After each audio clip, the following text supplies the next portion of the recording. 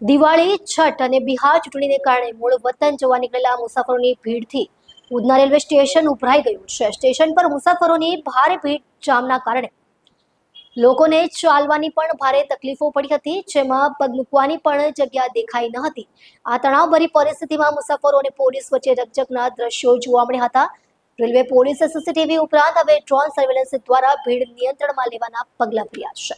Udhna railway સ્ટેશને દિવાળીના સમયે વતન જવા મુસાફરોની ભારે ભીડ ઉમટી પડી હતી, જ્યાં લોકોને પગ મૂકવાની પણ જગ્યા ન હતી મળી. દિવાળી, છઠ પૂજા અને બિહાર ચૂંટણીને કારણે મૂળ વતન જવા નીકળેલા મુસાફરોથી આખું ઉધના રેલવે સ્ટેશન પર લોકોનો જમાવડો થયો હતો. રેલવે સ્ટેશન પર ભીડના કારણે મુસાફરોને ચાલવામાં પણ મુશ્કેલીનો સામનો કરવો પડ્યો હતો. આ તણાવભરી પરિસ્થિતિમાં મુસાફરો અને પોલીસ વચ્ચે ઘર્ષણના દ્રશ્યો સર્જાયા હતા. આ સમસ્યાનો સામનો કરવા માટે રેલવે પોલીસે સીસીટીવી ઉપરાંત હવે ડ્રોન સર્વેલન્સ દ્વારા ભીડ નિયંત્રણમાં લેવાના પગલાં ભર્યા છે.